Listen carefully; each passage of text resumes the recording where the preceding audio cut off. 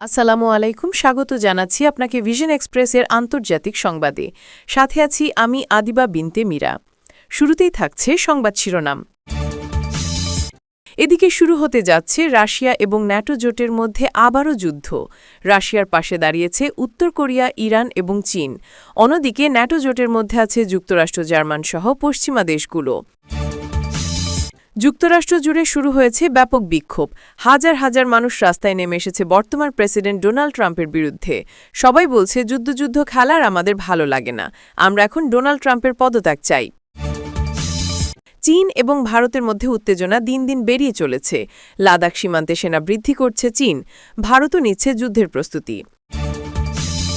Iran বানিয়ে ফেলেছে পৃথিবীর সবচেয়ে ভয়ঙ্কর ক্ষেপণাস্ত্র, যা শব্দের চেয়ে ১৬ গুণ বেশি গতিতে লক্ষ্যবস্তুতে আঘাত হানতে সক্ষম, যা দেখে মাথায় হাত ইসরায়েলের।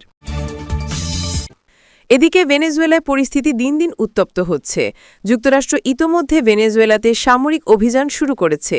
গত ৩ দিনে ভেনেজুয়েলায় মোট ২৭ জন সেনা নিহত হয়েছে। এতক্ষণ শুনছিলেন সংবাদ শিরোনাম, এখন বিস্তারিত। এদিকে আবারও শুরু হতে যাচ্ছে রাশিয়া এবং ন্যাটো জোটের নতুন এক মহাযুদ্ধের আশঙ্কা। বিশ্বজুড়ে আবারও ছড়িয়ে পড়েছে উদ্বেগ ও আতঙ্কের ছায়া। একদিকে রাশিয়ার নেতৃত্বে গঠিত শক্তিশালী জোটে রয়েছে চীন, উত্তর কোরিয়া ও ইরান।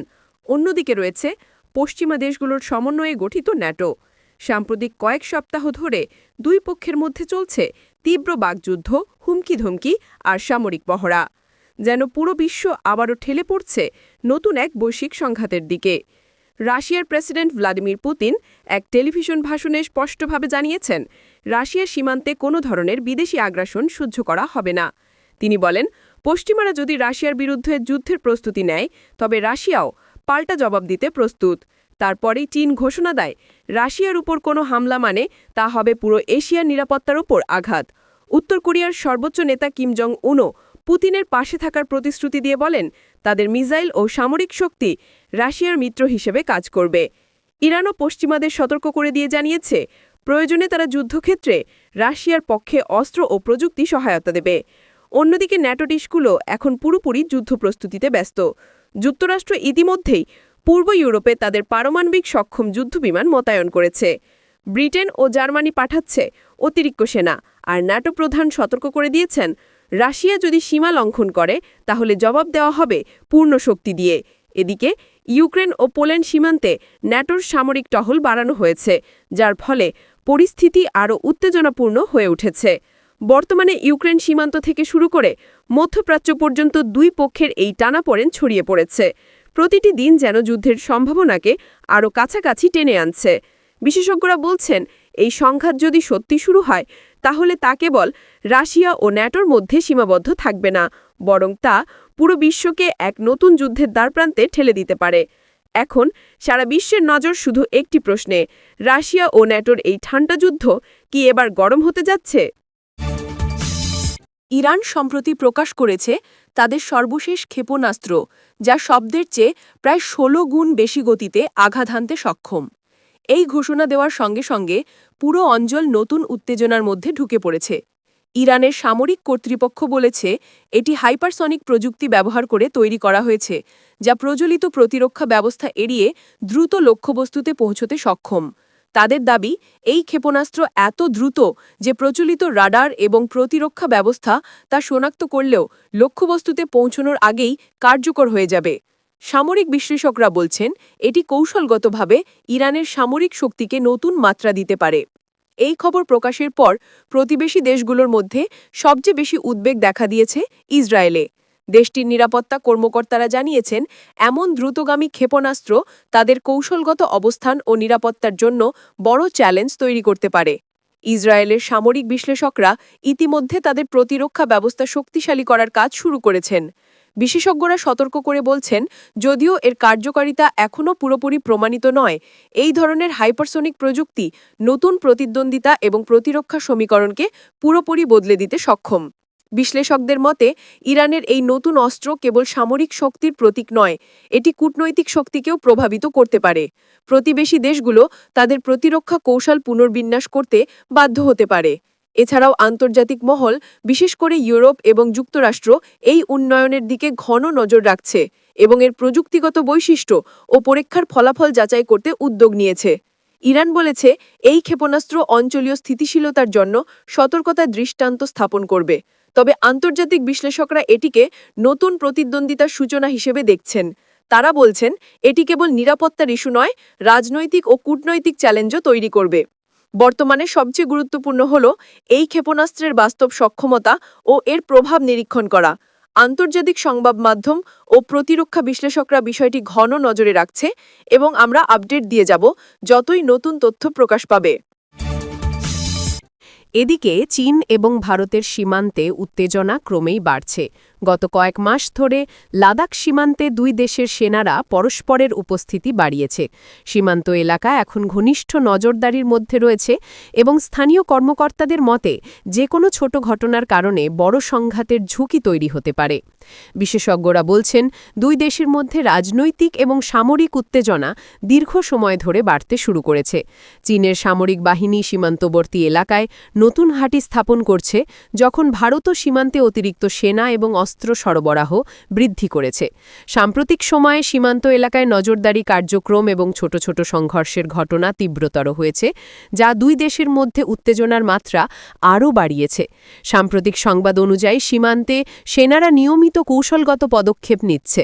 পাশাপাশি উভয় দেশ তাদের প্রযুক্তিগত ও নজরদারি ক্ষমতা ব্যবহার করে একে অপরের গতিবিধি মনিটর করছে। এমন পরিস্থিতি আন্তর্জাতিক পর্যবেক্ষকদের মধ্যে উদ্বেগ সৃষ্টি করেছে, কারণ এটি কেবল সীমান্ত এলাকাকেই নয়, পুরো দক্ষিণ এশিয়ার স্থিতিশীলতাকেও প্রভাবিত করতে পারে।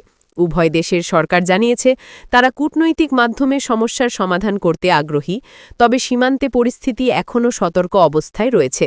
আন্তর্জাতিক সম্প্রদায়ও দুই দেশকে শান্তিপূর্ণ সমাধানের আহ্বান জানাচ্ছে। বিশেষজ্ঞরা মনে করছেন চীনের সম্প্রসারণমূলক নীতি এবং ভারতের প্রতিরক্ষা শক্তি বৃদ্ধির ফলে সীমান্তে অস্থিরতা দীর্ঘমেয়াদী হতে পারে, যা দুই দেশের কূটনৈতিক সম্পর্ককেও প্রভাবিত করতে পারে। এদিকে দক্ষিণ আমেরিকার উত্তপ্ত দেশ ভেনেজুয়েলায় শুরু হয়েছে নতুন এক সামরিক অভিযান। যুক্তরাষ্ট্রের নেতৃত্বে পরিচালিত এই অভিযানের লক্ষ্য হিসাবে বলা হচ্ছে অবৈধ সশস্ত্র গোষ্ঠী ও বিদ্রোহী ঘাঁটি ধ্বংস করা। তবে বাস্তবে এটি ভেনেজুয়েলা সার্বভৌমত্বের উপর সরাসরি আঘাত বলে দাবি করেছে দেশটির সরকার। রাজধানী কারাকাস সহ সীমান্ত অঞ্চল জুড়ে এখন টানটান উত্তেজনা বিরাজ করছে। গত ৩ দিন ধরে ভেনেজুয়েলার উত্তর ও পশ্চিমাঞ্চলে তীব্র লড়াই চলছে।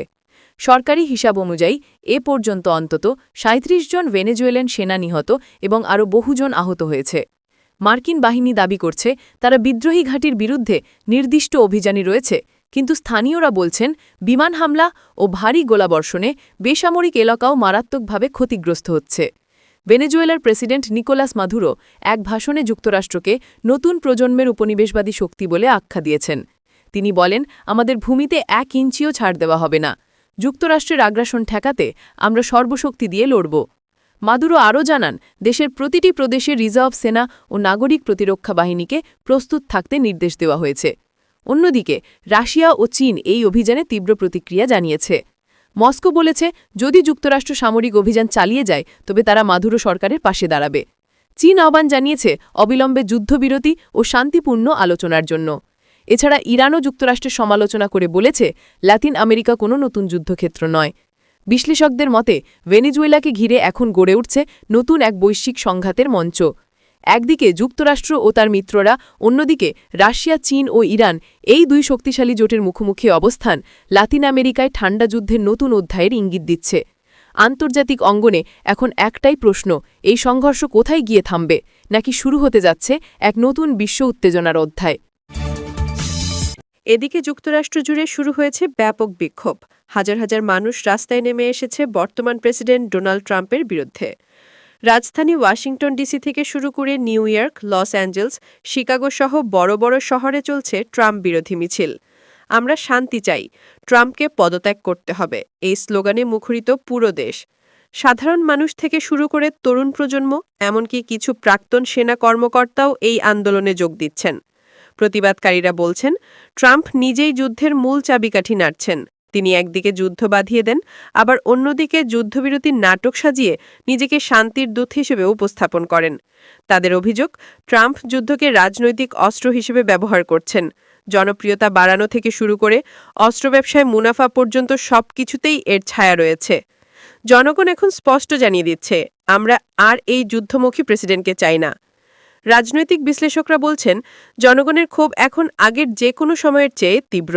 ট্রাম্পের নেতৃত্বে যুক্তরাষ্ট্রের বিদেশনীতি যেমন অস্থিতিশীল, তেমনি দেশের ভেতরেও সৃষ্টি হয়েছে বিভাজন। বিশেষ করে মধ্যপ্রাচ্যে তার অবস্থান নিয়ে সমালোচনা চরমে উঠেছে।